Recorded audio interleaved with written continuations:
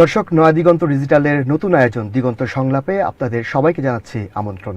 আজকে দিগন্ত সংলাপের প্রথম পর্ব। আপনাদের সাথে আছি আমি জামিলুর রহমান।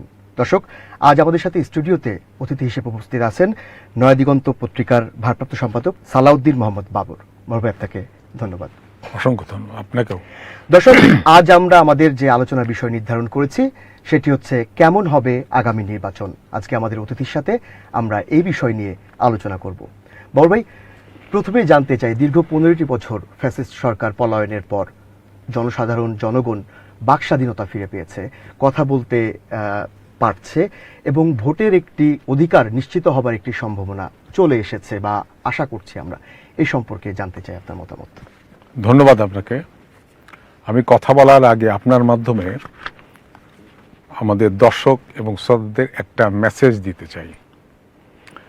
আপনার সাথে কথা বলার সময় নট নেসেসারিলি আমার সব কথাই নয়া দিগন্তের এডিটোরিয়াল পলিসিকে আপহোল্ড করবে, কখনো কখনো ডিরেলড হতে পারে।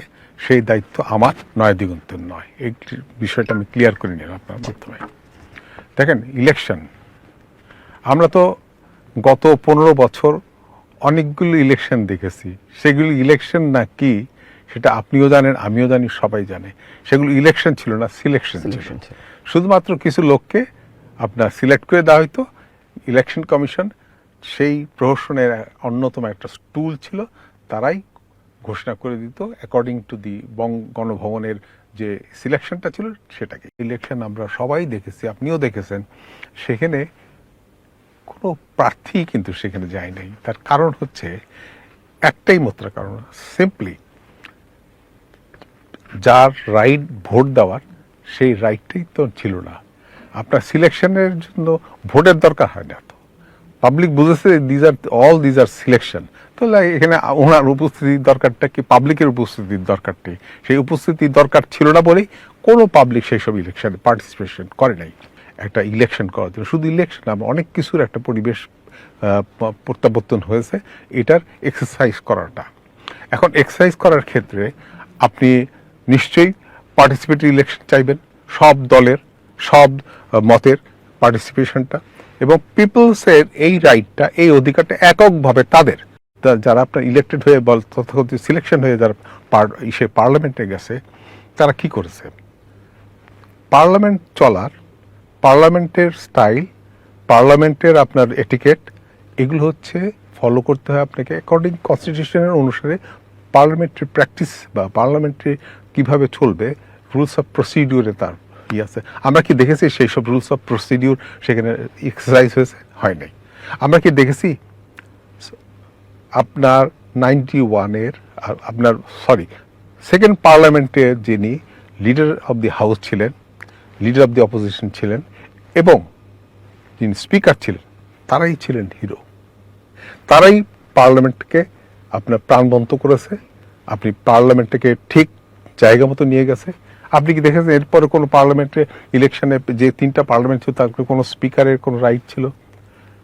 বিরোধী দলের তথাকথিত পার্টিসিপেন্ট যারা ছিল তাদের কোনো রাইট ছিল? একমাত্র প্রাইম মিনিস্টারের। তো সেটা তো এই হচ্ছে আপনার। ভাই, একটু যদি যুক্ত করি, এই যে 15 বছরের নির্বাচনের যে ইম্প্যাক্ট আমাদের ছিল, আমাদের যে চলমান নির্বাচন আসছে বা আমরা যেটার অধীর আগ্রহে অপেক্ষা করছি, সেই নির্বাচনে কি সেই ইম্প্যাক্টের প্রভাব পড়বে? আমার তো মনে হয় সেই পড়ার তো কোনো স্কোপই নাই। সেই স্কোপগুলো ডেমোলিশড হয়ে গেছে, স্কোপও নাই। এবং যে ইলেকট্রাল সিস্টেমটা এখন হতে যাচ্ছে, হবে একটা, আমরা জানি যে একটা ইলেকশন কমিশন তৈরি হয়েছে, ইলেকশন মেকানিজম তৈরি হচ্ছে। এবং সেই ইলেকশন মেকানিজমের আপনি যদি ইটা দেখেন, আপনার ইলেকশন কমিশনের যে এক্সারসাইজটা, যে বডিটা আছে, সেখানে এখন পর্যন্ত কিন্তু সেই সব লোকদের নিয়ে কিন্তু কখনো কোনো বিতর্ক তৈরি হয়নি। কিন্তু গত 3টা ইলেকশনের কথা আপনি ভাববেন, দেখেন প্রত্যেকটা ইলেকশন কমিশনকে নিয়ে হাজারো প্রশ্ন, হাজারো কথা, হাজারো ছিল। তার মানে ইলেকশন কমিশনের হচ্ছে একটা ইলেকশন কন্ডাক্টের ফার্স্ট স্টেপটা। তো সেইটা নিয়ে তো বিতর্ক ছিল। এখন তো সেই বিতর্কটা নাই। অতএব এই এখানে কি আপনি শুনেছেন কখনো যে ইলেকশন কমিশন বলছে যে আমার উপর গভর্নমেন্টের প্রেশার আছে, আমার উপর অমুক পলিটিক্যাল পার্টির প্রেশার আছে? তা তো আমরা লক্ষ্য করি। তো অতএব তারা ফ্রিলি এক্সারসাইজ করতে পারবে, আপনার ইলেকশন কন্ডাক্ট করতে পারবে বলে আমার বিশ্বাস।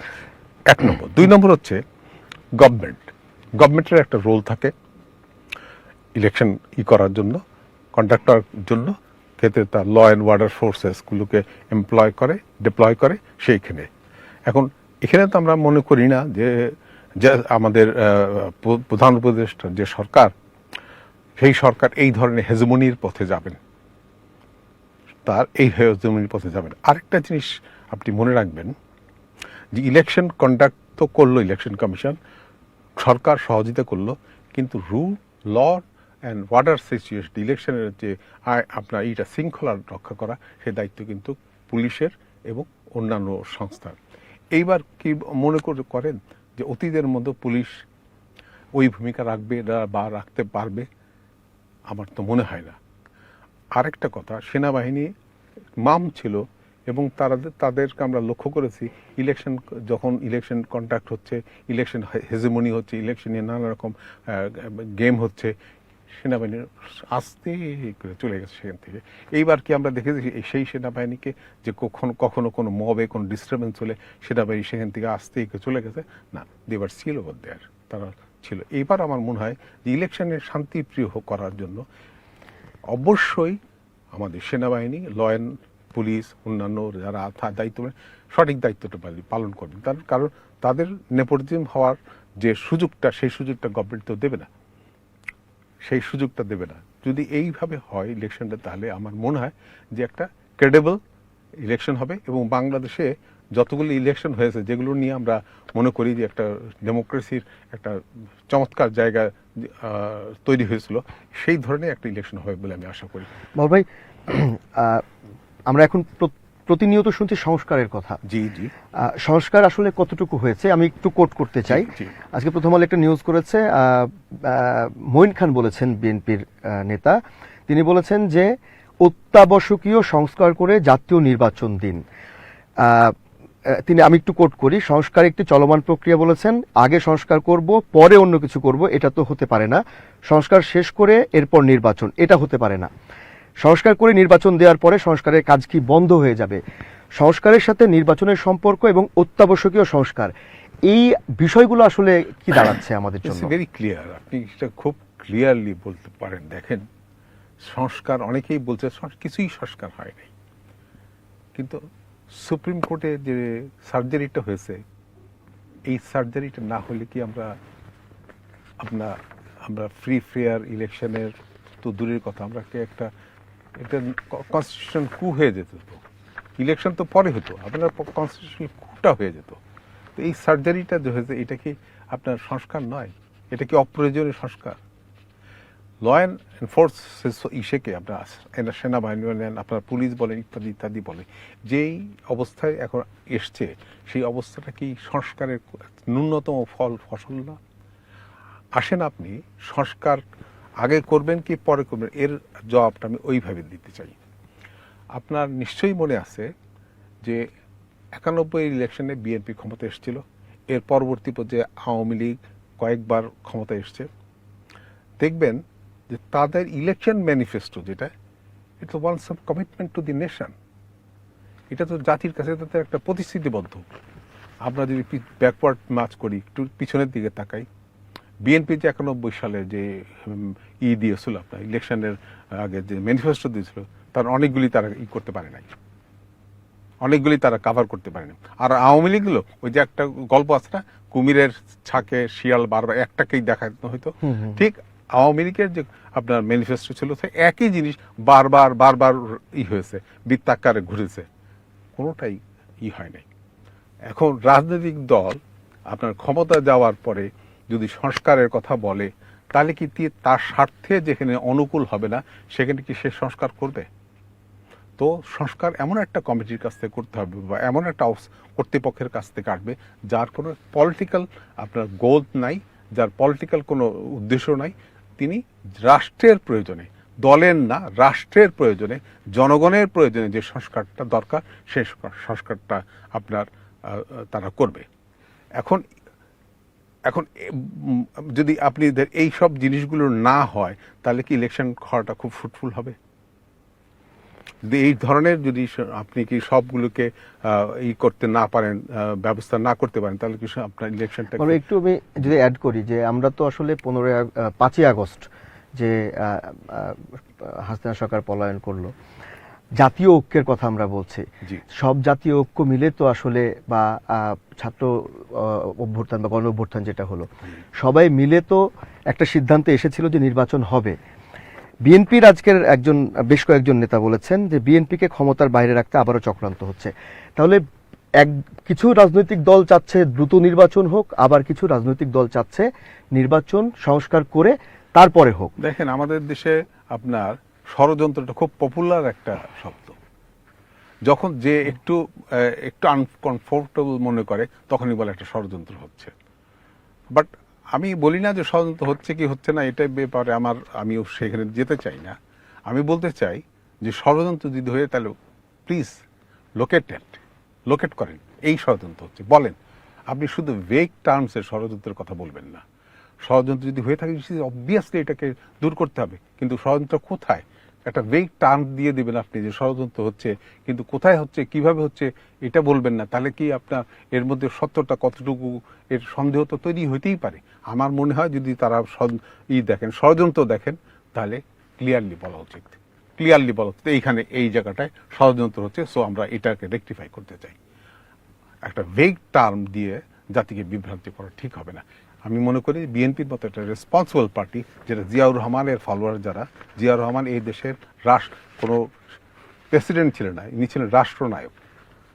তার ইডিওলজিক্যাল, তার ফরেন পলিসি, তার ফিনান্সিয়াল পলিসি, তার হোম পলিসি ইত্যাদি যদি আপনি বিশ্লেষণ করেন, পরিবেশ সব কিছু সব দিক থেকে যদি বিবেচনা নিয়ে আসেন, তাহলে মনে হবে যে he is the only man যিনি বাংলাদেশের রাষ্ট্রনায়ক। কিন্তু আপনি আসেন পরবর্তী পর্যায়ে, আমি এটাকে মনে করি একটু সংকোচ বোধ করছি যে বিএনপির জিয়াউর রহমানের যে পলিটিক্যাল ডিসাইপল যারা, তারা কি বিএনপির সেই রাজনীতিকে ওন করেন কিনা, এক। 2 নম্বর হচ্ছে আপনার একটা ইলেকশনের আগে আপনি এখন সবচেয়ে বড় কথা যে বিএনপি কারদেরকে আপনার প্রার্থী দেবে, এটা তো সবচেয়ে বড় দল, এবং তারা মনে করছে তারা ক্ষমতার উৎস করছে, অনুভব করছে, ক্ষমতার পরশটা তারা অনুভব করছে। একটু আমি অ্যাড করি, আজকে গয়েশ্বর রায় বলেছেন যদি আমাদের মাঠে নামান কতটুকু সময় টিকবেন। তো এরকম কথা যখন চলে আসে, এটা তো আপনার একটা ইসের দিকে যাওয়া, আপনার হেজিটেশনের দিকে যাওয়া। এই টিকির প্রশ্নটা তো অতীত হয়ে গেছে।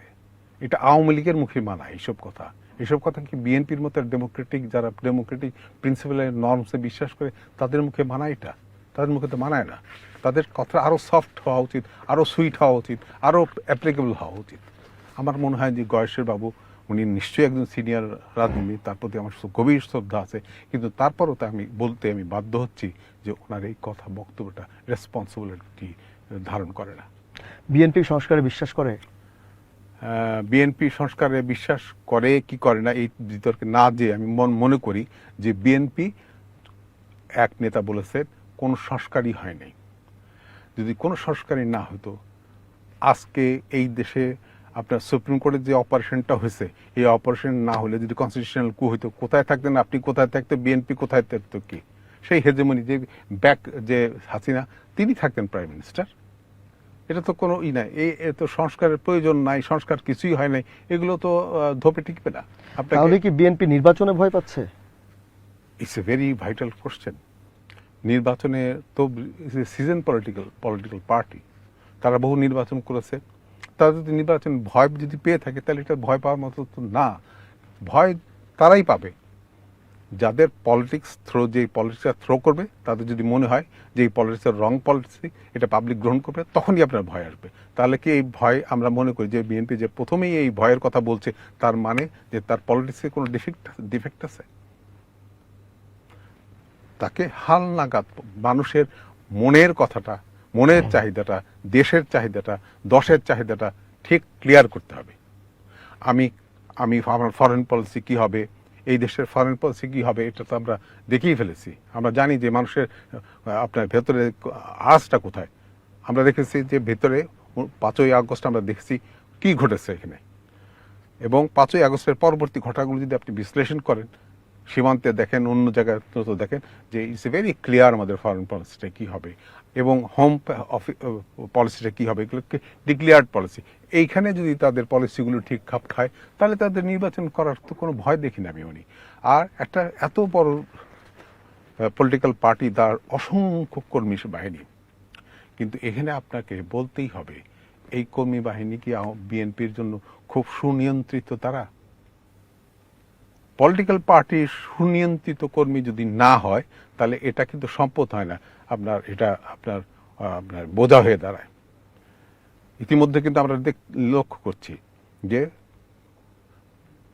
বিএনপির যত কর্মী আছে তাদেরকে কোথায় কোথায় অনিয়ন্ত্রিত অবস্থায় দেখা যাচ্ছে। যেই অনিয়ন্ত্রণের ফলে বিএনপির কিন্তু এফেক্টটা হবে অন্য জায়গায়, বিএনপি বুঝতেছে না তাদের এই কমিউনিটি শৃঙ্খলা। আমি একটু যদি অ্যাড করি যে বিএনপির এসব কথাবার্তার ফলে আওয়ামী লীগ কি সুবিধা পাচ্ছে না? আমি ওই জায়গায় যাচ্ছি, যাওয়ার আগে আমি আপনাকে বলছি যে এই যে অনিয়ন্ত্রিত দলগুলো, যে আপনার যদি কর্মীরা অনিয়ন্ত্রিত হয়ে যায় তাহলে আপনার সংক্রামিত হবে। আওয়ামী লীগ অনুপ্রবেশ করার সুযোগ পাবে এবং আওয়ামী লীগের অনেক টাকা পয়সা অনেক কিছু আছে, এইসব লোভ লালসা ইতিমধ্যে আমরা বিভিন্ন জায়গাতে দেখছি। আপনার এইসব জিনিসগুলো আপনি যদি দেখেন তাহলে আপনার বুঝতে হবে যে এই ধরনের জিনিসগুলো আমাদের বিএনপি কর্মী বাহিনী যদি পারচেজেবল হয়ে যায় বা কোনো রকম ধরনের একটা অনিয়ন্ত্রিত হয়ে যায় তাহলে কিন্তু শুধু বিএনপি না, রাষ্ট্রের ক্ষতি হবে। বিএনপি একটা বড় দল, এটা আপনার চিফ কন্টেন্ডার অফ ইলেকশন এবং ক্ষমতার একটা বড় কন্টেন্ডার, কিন্তু তারা যদি ক্ষতিগ্রস্ত, শুধু তারা ক্ষতিগ্রস্ত হবে না তো রাষ্ট্র ক্ষতিগ্রস্ত, দেশ ক্ষতিগ্রস্ত হবে। তো সেই জিনিসগুলো তাদের তো ভাবা উচিত। পাওয়ার তো অবশ্যই একটা রাজনৈতিক দল, কিন্তু আপনি আঞ্জুমানে মফিদুল ইসলাম না, তার রাজনীতি করে ক্ষমতায় যাওয়ার জন্য, কিন্তু ইন এ পলিসি ওয়েতে সেই পলিসিটা তো থাকতে হবে। তবে একটু নির্বাচন নিয়ে, কমিশন নিয়ে কথা বলতে চাই। নির্বাচনের প্রশাসনের ভূমিকা কতটুকু থাকবে সেটি একটি বিষয়, এবং আওয়ামী লীগের আজকে ইসি বলেছেন যে আওয়ামী লীগের নিবন্ধন নিয়ে সিদ্ধান্তের সময় এখনো আসেনি, তিনি এটি জানিয়েছেন এবং আরো বলেছেন যে এবার কোনো খারাপ উদাহরণ সৃষ্টি হবে না, উত্তম একটা নির্বাচন বাংলাদেশের ইতিহাসে হবে ইনশাআল্লাহ। যদি আওয়ামী লীগকে নিয়ে কোনো সিদ্ধান্ত নাই আসে সেই ক্ষেত্রে উত্তম নির্বাচনের উনি ভরসা কিভাবে দিচ্ছেন? আচ্ছা, এখন আসেন আপনি back to the pavilion. Awami লীগকে এই দেশের মানুষ এখনো কি ঠিক সেইভাবে বিবেচনা করে? যদি বিবেচনা করে ইট ইজ ওয়েল, তাহলে একটা সিনারিও। আর যদি বিবেচনা না করে তাহলে আর একটা সিনারিও। ইলেকশন কমিশন তো ফ্রি অ্যান্ড ফেয়ার ইলেকশনের জন্য প্রতিশ্রুতিবদ্ধ, এবং তারা পাবলিকের সেন্টিমেন্টের রিফ্লেক্টেড করার জন্য তো দায়িত্ব পালন করছে।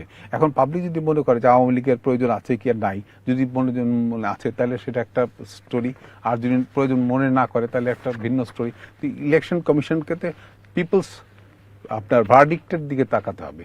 পিপলস যদি মনে করে আওয়ামী লীগের এই মুহূর্তে ইলেকশন আনার দরকার নেই, তাহলে আপনি কিভাবে আপনি ইলেকশনকে তাকে ইনভাইট করবেন? আর ইলেকশন মানে এই নয় যে অমুক দলের অপরিহার্য তারা। ইলেকশন হচ্ছে যারা পার্টি আছে, যারা পার্টিসিপেন্ট আছে তাদের মধ্যেই আপনার ইলেকশন করা। এই জন্য অমুককে আপনার অবশ্যই ইলেকশনে থাকতে হবে, অমুকে থাকা যাবে না, এই ধরনের সিলেকশন করা ঠিক হবে না বলে আমি মনে করি। বাবাই, নতুন দল আসছে, আমরা ইতিমধ্যেই খবর পেয়েছি এবং শুনছি, এবং আজকে তাদের একটি মিটিং হয়েছে। একটু আমি বলি, নতুন দলের আহ্বায়ক ইতিমধ্যেই অন্তর্বর্তী সরকারের তথ্য উপদেষ্টা নাহিদ ইসলামের নাম আলোচনায় আসছে, আরো কয়েকজনের নাম আসছে। জাতীয় নাগরিক কমিটি ও বৈষম্য বিরোধী ছাত্র আন্দোলনের একাধিক কেন্দ্রীয় নেতার সঙ্গে কথা বলে জানা গেছে যে নেতৃত্বের বড় একটি অংশ তারা গঠন করছে, যেখানে 30% মুখ নতুন, 150 থেকে 200 জনের একটি আহ্বায়ক কমিটির মাধ্যমে দলের গোড়াপত্তন হবে। ধীরে ধীরে এই কমিটির সদস্য সংখ্যা 300 জন উন্নীত হবে, ততদিনে সমান্তরাল জেলা কমিটিগুলো সারা হবে। বিষয়টা হচ্ছে যে একটি রাজনৈতিক দলের শূন্যতা, নতুন একটি দলের আগমন, বিএনপির নির্বাচন, জামায়াত ইসলামের নির্বাচন, গ্যাপটা আসলে কোথায় থাকবে? কারণ আওয়ামী লীগ তো একটি রাজনৈতিক দল ছিল, নতুন যে দল আসবে তারা কি সেই জায়গাটা পূরণ করতে পারবে? কারণ 300 আসনে প্রার্থী দেওয়াও কিন্তু একটি বিশাল বড় ব্যাপার। অবভিয়াসলি দেখেন, প্রথম কথা হচ্ছে নতুন দল। আমি যদি আপনাদের কনস্টিটিউশন দিকে ব্যাক করি দেখি, তাহলে each and everybody have the right to construct a new political party. সবার অধিকার আছে রাজনৈতিক দল করার। আমরা তো দেখেছি এখানে এমনও দল আছে যে একটা বেবি ট্যাক্সির মধ্যে সব দল একসাথে হয়ে যেতে পারে। তো এই সব দল তো হয়েছে। তো এখন যদি নতুন একটা দল আসে, তাদের ডিজায়ারটাকে নিয়ে আসে, তারা যদি প্রো পিপল হয়, তারা জনগণের ইচ্ছা আকাঙ্ক্ষার যদি প্রতিফলন ঘটাতে পারে, তাহলে আমি আপনি কে টু প্রোটেক্ট দোজ পিপল? আমি আপনাকে যে নতুন দল করার বিপক্ষে থাকবো? লেট দেম কাম, অ্যান্ড তারা ফ্রি এক্সারসাইজ করুক, তারপর পাবলিক আপনার দেখুক তারা কি করছে, তারা পাবলিক জাজ করে। আমাদের দেশের পাবলিকের আপনি মনে করেন না যে আপনার তারা ইম্যাচিউরড, অত্যন্ত। আমরা 5ই আগস্ট দেখেছি। হ্যাঁ, 5ই আগস্ট দেখছেন যে ইম্যাচিউরড পাবলিক না, এমনি তারা ভেতরে খুব নরম। আপনি আমাদের আবহাওয়াটা দেখছেন, আমাদের আবহাওয়া বর্ষাকালে মাটি একে গলে শেষ হয়ে যায়, চৈত্র মাসে কি হয়, একদম শুকায় যায়, কঠিন হয়ে যায়। তো বাংলাদেশের মানুষ কিন্তু ওই নরম এবং কঠিনের সমন্বয়ে গঠিত। যখন শক্ত হওয়া দরকার ঠিক শক্ত হয়, যখন নরম হওয়া দরকার। 5ই আগস্টে কিন্তু পাবলিক এতটুকু নড়ে নাই, গুলি করেছে, বুক পেতে দিয়েছে। দিজ আর দি থিংস যে বাংলাদেশের পাবলিক অত্যন্ত ম্যাচিউরড এবং কখনো তাদের রাইটকে আপনার রাস্তায় করে দেওয়ার না। এখন নতুন পার্টি যদি তাদের নিয়ে আসে, সেই জায়গাটাকে আসলে পূরণ হবে না। আমি পূরণ কারের দিয়া কি হবে? আমাকে দিয়া কি আপনার পূরণ হবে? না, কখনো। আপনাকে দিয়ে কি আমার পূরণ হবে? লেট দেম, সময় দিতে হবে। সময় নিতে হবে। কি দরকার কি সময়ের? আপনি আপনার মতো চলবেন, আপনি আপনার মতো চলবেন, and people will decide whether you are in the right path or not. আমি কোন ভুল পথে আছি কি নাই সেটা পাবলিক ডিসাইড করবে। তো লেট দেম কাম, এক্সারসাইজ করুক তার পলিটিক্স। এতে তো আমার আপনার বাধা দেওয়ার কিছু দরকার নেই। বড় ভাই, দর্শক আলোচনা আসলে জমে উঠেছে। আমরা আরেকটি বিষয় জানতে চাই, নির্বাচন এবং সংস্কারের বিষয়ে জামায়াতে ইসলামের পরবর্তী রাজনৈতিক কৌশল আসলে কি হওয়া উচিত বলে আপনি মনে করেন? জামাতের আমি তো খুব কৌশলটার সম্পর্কে আমি তো খুব বেশি ইনসাইডার না, তবে আমি 74 সাল থেকে জামাতের পলিটিক্সটাকে খুব খুব কিনলি অবজার্ভ করি, খুব কাছের থেকে। সেই হিসেবে মনে হয় জামাত ইসলামের যে আপনার পলিটিক্যাল পার্টির যে লাইফস্টাইলটা, সেখানে কিন্তু ওরা এমনি কোনো কথা বলে না, এমনি কোনো কাজ করে। তারা একটা কাজ বা একটা সিদ্ধান্ত নেওয়ার আগে অনেকগুলো মোশায়েরা করে, তারা অনেক আলোচনা করে, অনেক চিন্তা ভাবনা করে, অনেক করে। এগুলো কি নিয়ে তারা ইলেকশন কি করবে, কিভাবে করবে, কাকে দেবে, কিভাবে না করবে, তাদের এটা একান্তই তাদের বিষয়। তবে আমার কাছে মনে হয় জামাত ইসলামী এইবার আপনার একটু স্ট্রং একটা মানে পলিটিক্যাল পার্টি হিসেবে ইলেকশনে আসবে। বাবা, একটু দেশের বাইরে যেতে চাই। জি। ভারতীয় এক শ্রেণীর গণমাধ্যম বলছে বাংলাদেশের হিন্দুদের উপর নির্যাতন হচ্ছে, বাস্তবে আসলেই সেটা দেখা যাচ্ছে না।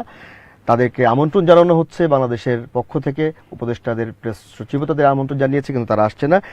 তাদের এই ভূমিকার উদ্দেশ্যটা আসলে উদ্দেশ্য হচ্ছে আপনার তাদের যে উদ্দেশ্য সেইটা এখানে ব্যাঘাত ঘটেছে। গত 15 বছর যে উদ্দেশ্য তারা এখানে হাসিনা গভর্নমেন্টকে সার্ভ করেছে বা হাসিনা গভর্নমেন্ট পেট্রোনাইজ করেছে, তাদের পেছনে শুধুমাত্র পেট্রোনাইজ ছিল না, তাদের পেছনে একটা উদ্দেশ্য ছিল। সেই উদ্দেশ্যটা অনেক ডিফারেন্ট, একটা বিরাট আলোচনা, বিরাট ল্যান্ডস্কেপের মধ্যে আলোচনা। তবে শুধুমাত্র এইটুকু আমরা বুঝতে পারি যে তারা একচেটিয়া বিজনেস করেছে। তা আমাদের যদি হেলথ কেয়ারে কিছু সমস্যা ছিল, সেই হেলথ কেয়ারের জন্য কত হাজার হাজার মানুষ এখানে গেছে। এই স্বার্থগুলো তো তাদের আছে। আমাদের ভেতর দিয়ে তারা আমাদের বুক চিরে আপনার দিয়েছে, আপনার ট্রানজিট নিয়েছে। আমাদের একজন খুব বিজ্ঞ অর্থনীতিবিদ, নামটা আমি বলতে চাচ্ছি না, উনি বলেছিলেন যে ভেরি সুন, খুব বেশি না, আপনার দূরে না, তিনি বলেছিলেন যে বাংলাদেশ যদি ভারতকে আপনার দেয়, আপনার ট্রানজিট দেয়, তাহলে বাংলাদেশ খুব অচিরেই সিঙ্গাপুর হয়ে যাবে। তা আমরা কি দেখলাম? সিঙ্গাপুর তো না, একজন লিস্ট ডেভেলপমেন্টের আপনার সবচেয়ে নিম্নের জায়গায় বাংলাদেশ অবস্থান করছে। তাহলে এটা আপনার কিভাবে আপনার আবার আপনার যিনি যার কথা আমি বললাম তিনি এই কথাটা বলছেন, তিনি কিন্তু বলেছেন যে আওয়ামী লীগের 15 বছরের আমলটা হলো চোরতন্ত্র। এই আওয়ামী লীগের চোরতন্ত্র তিনি যে ডিটেক্ট করেছেন, আমি ওনাকে ধন্যবাদ জানাই এই জন্য। এটা সত্য কথা। এবং আপনি এখানে সেখানে যেখানে যান, যেখানে দৃষ্টি দেন, আপনি ঠিক এই জিনিসটা বেরিয়ে আসবে। আপনি একমাত্র হাসিনাকে বলবেন না, শেখ হাসিনাকে বলবেন না। শেখ হাসিনা তার একটা পলিটিক্যাল পার্টিটাকে এত বিস্তৃত করে দিয়েছিল, সুপ্রিম কোর্টেও তাদের পার্টি ছিল, আর্মিতে তাদের পার্টি ছিল, পুলিশে তাদের পার্টি ছিল, অ্যাডমিনিস্ট্রেশন তাদের পার্টি ছিল। সবাই এই কর্মীরা সবাই মিলে ঝুলে দেশটাকে যে হয়ে পড়েছে। আমরা একজন সাধারণ পুলিশের, আপনার সাংবাদিক, আমাদের দোষ আছে। আপনি দেখেন, একজন সিম্পলি একজন আপনার ধরেন আপনার একজন কনস্টেবল, সে রাস্তায় দাঁড়িয়ে একটা বাসের কাছ থেকে 100 টাকার নোট নিছে। এটা ছবি দিয়ে আমরা হিরো হয়েছি, আমরা সাংবাদিকরা। কিন্তু আমরা কি কখনো বেনজির যে শত হাজার হাজার কোটি টাকা দিয়ে আপনার রাজপ্রাসাদ বানাইছে, সেগুলো কি আমরা কখনো টাচ করেছি? এরা তো সবাই আওয়ামী লীগের কর্মী, সবাই আওয়ামী লীগের কর্মী। তো এই অবস্থায় যদি ইকোনমিকে, সোশ্যোলজিকে, আপনার ফিনান্সকে, পলিটিক্সকে, ইকোনমিক্সকে, আপনার ফরেন পলিসিকে যদি ওই জায়গায় নিয়ে যায়, সেইটাকে আমরা পুনরাবৃত্তি করতে চাইবো? কেউ যদি তাদের সহযোগিতা করে, তাদের কি আমাদের সহযোগিতা করা ঠিক হবে? তাদেরকে তো ডিটেক্ট করা উচিত যে দিজ আর এরা হচ্ছে এদেরকে ইনফিল্ট্রেশন করতে চায় বা এদেরকে পুনঃপ্রতিষ্ঠিত করতে চায়। এটা তো আমার আপনার সবার নৈতিক দায়িত্ব এটাকে প্রোটেক্ট করা। এই যে চেঞ্জ ওভারটা, এই চেঞ্জ ওভার না হলে আপনি দেখেন যেই প্রতিষ্ঠানে চাকরি করেন, আপনি যে প্রতিষ্ঠানে আপনি দায়িত্ব পালন করছেন, সেই প্রতিষ্ঠান কোথায় ছিলেন আপনার, আর কোথায় ফিরে আসছেন? এই চেঞ্জ ওভার যদি না হইতো তাহলে আপনার কি অবস্থাটা হইতো, আমার কি অবস্থাটা হইতো? আবার কিছু কিছু লোকেদের, সাংবাদিকদের আমরা দেখলাম যাদের শত শত কোটি টাকা আপনার ব্যাংক ব্যালেন্স, তাদের ব্যাংকে ট্রানজাকশন হয়েছে শত শত কোটি টাকা। ভাই, বিগত যে নির্বাচন ছিল সেখানে ভারতের বড় একটা প্রভাব ছিল নির্বাচনে। আপনাকে তো বললাম যে এবার ওই দলের প্রার্থী। এবারে নির্বাচনে ভারতের প্রভাব নিয়ে আপনার কি মন্তব্য? আমার আশঙ্কা আছে ভারত সরাসরি না করুক, আপনার তার যে পৃষ্ঠপোষক যাদের করেছে সে আওয়ামী লীগ, তাদের কি টাকা পয়সার অভাব আছে? তারা তো কিন্তু অনেক প্রার্থীকে কিনে নিতে পারে, অনেক প্রার্থীকে তাদের ইলেকশন পয়সা করে দিয়ে তাদের ইলেকশন করার জন্য ব্যবস্থা করতে, তাদের কর্মীদেরকে তাকে ভোট দিয়ে পাশ করে নেওয়ার সুযোগ আছে তারা তো। সংখ্যা কিন্তু দায়ী, কথা বলবেন না, সংখ্যা আছে। আওয়ামী লীগ সরাসরি না আসতে পারে, ঘুরে ঘুরেও কিন্তু আসতে পারে। তাহলে মুগ্ধ, তারপরে যারা শহীদ হয়েছেন, বাংলাদেশের জনগণের যে স্বপ্ন, তাহলে কি এই নির্বাচনে কি সেই স্বপ্ন আসলে ভেঙে যাবে? এটা হচ্ছে সেই একটা অগ্নি পরীক্ষার সম্মুখে দেশের জনগণ এখন। They have to choice what is right, what is wrong, what is white, what is black. আমি মনে করি যে আমাদের দেশের লোকরা অত্যন্ত ম্যাচিউর, তারা হোয়াইটকেই পছন্দ করবে, রংকে পছন্দ করবে না, রাইটকেই পছন্দ করবে। এবং একটা নতুন যে পার্লামেন্ট তৈরি হবে বা নতুন যে একটা সিস্টেম তৈরি হবে, এটা আমার মনে হয় না যে কোনো আপনার কোনো বাইরের কোন হস্তক্ষেপ ঘটার সম্ভাবনা আছে বা আছে। আর আমরা তো আছি, এখানে অনেকগুলো পত্রিকা আছে, আমরা আছি, আমরা কি বসে থাকবো? আমরা আমাদের ইসের জন্য, এক্সিস্টেন্সের জন্য কি আমরা কিছুই বলবো না? আমরা চুপ করে থাকবো? এখানে একটা প্রেস এখন এই জায়গায় দাঁড়িয়ে গেছে। আপনি দেখেন তো সোশ্যাল মিডিয়ার কথা চিন্তা করে দেখেন, এই বিপ্লবের পিছনে আপনার সোশ্যাল মিডিয়ার ভূমিকা কি ছিল? আবার সোশ্যাল মিডিয়া আসবে, আবার সোশ্যাল মিডিয়াতে হবে, যুদ্ধ তৈরি হবে। কেউ মনে করেন না যে সবাই একটা স্বর্গে থাকবেন, সবাই হেজিমনি করে খুব আরাম আয়েসে দিন যাপন করতে পারেন। নো, নেভার অ্যান্ড নো, কখনোই পারবেন না। এখানে মানুষ জেগেছে, সাংবাদিক সমাজ জেগেছে, সোশ্যাল মিডিয়া জেগেছে, এবং সব ধরনের নিউজ পেপার, অনেক নিউজ পেপার। আমার দেশ চিন্তা করে দেখেন তো, নয়া দিগন্ত চিন্তা করে দেখেন তো। আরো শুধু এই প্রসঙ্গে একটি প্রশ্ন ছিল আমার, যে একটা সময় ছিল মানুষ নয়া দিগন্ত পত্রিকা লুকিয়ে পড়তো, এরকম শোনা গিয়েছে।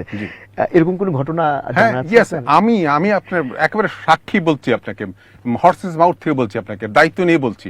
আমি একজন ডেন্টাল সার্জেন্টের কাছে গেছি, সে ব্যাগ থেকে একটা 9 দিগন্ত বার করে বললো, ভাই আমি এটা সবসময় পড়ি কিন্তু রাস্তা নিচে নিয়ে আসতে পারি না, বাইর করে নিয়ে আসতে পারি না, আমি ব্যাগ করে নিয়ে এসে অফিসে এসে বসে পড়ি। আমি নিজের সাক্ষী এটা কি প্রেস ফ্রিডম? আপনি কনস্টিটিউশনে পরিষ্কার বলা আছে যে আপনি প্রেস ফ্রিডম দেওয়া হয়েছে। আপনি যদি কনস্টিটিউশন এটা দিয়ে থাকেন তাহলে আর যদি এটা ইগনোর করেন তাহলে কেউ কনস্টিটিউশনের ভায়োলেশনের দায় আপনি দায়বদ্ধ না? আমরা কি বলতে পারি না? এরকম অনেক উদাহরণ আছে যেটা আওয়ামী লীগ গভর্নমেন্ট, সেই আর্টিকেল তো অলরেডি ব্রেক করে দিয়েছিল। হ্যাঁ, টোটালি আপনার কি বলবো সেই সব এইগুলো সিভিল রাইট বলেন, ডেমোক্রেটিক রাইট বলেন, আপনার প্রিন্সিপাল অফ দি ডেমোক্রেসি বলেন, এগুলো কিছুই তো তারা রাখে নাই, কিছুই রাখে নাই। শুধু একটা মাত্র কারণে, তাদের প্রোটেকশনের জন্য, তারা যারা প্রোটেক্ট থাকে সেই জন্য, আর কিছু না। মনোহর ভাই, আপনাকে অসংখ্য ধন্যবাদ। আমাদের সময় একদম শেষ হয়ে গিয়েছে। Thank you so much. প্রিয় দর্শক, শেষ একটি প্রশ্ন করতে চাই আপনার কাছে আজকের এই দিগন্ত সংলাপে। আগামীর বাংলাদেশকে আপনি কোথায় দেখতে চান? আমি আগামী বাংলাদেশ দেখতে একটা স্বপ্নের বাংলাদেশ, যে স্বপ্নে আমার সবার জন্য একটা নতুন একটা সম্ভাবনার দুয়ার খুলবে। আপনি শুধু এখানে একটু খালি অ্যাড করতে চাই আপনাকে, যে বাংলাদেশ স্ট্যাটিস্টিক দেখবেন যে 30 থেকে 35 হাজার লোক প্রত্যেক বছর, শুধু লোক না, এটা আমি বলি, আমরা যে ম্যান পাওয়ার এক্সপোর্ট সেটা বলছি না, শিক্ষিত অত্যন্ত উচ্চ শিক্ষিত ছেলেপেলে আপনার 35 থেকে 40 হাজার লোক মাইগ্রেট করছে বাংলাদেশের বাইরে চলে যাচ্ছে। তার কারণটা কি? কারণ তার সামনে কোনো হোপ নাই, তার কোনো সম্ভাবনা নাই, তার কোনো স্বপ্ন বাস্তবায়নের কোনো প্রতিশ্রুতি নাই। এই কারণে যদি আমরা এটাকে করতে পারেন, এটা গোটা রাষ্ট্র ব্যবস্থা বদল হয়ে যাবে ইনশাআল্লাহ, আমি মনে করি। দর্শক, আমরাও চাই আগামীর বাংলাদেশ স্বপ্নের বাংলাদেশ হবে, আশার বাংলাদেশ হবে। আজকে আমাদের আয়োজন আমরা এখানেই শেষ করছি। পরবর্তী আয়োজন দেখার আমন্ত্রণ জানিয়ে সবাই ভালো থাকবেন, সুস্থ থাকবেন এবং দিগন্তের সাথে থাকবেন। ধন্যবাদ সবাইকে।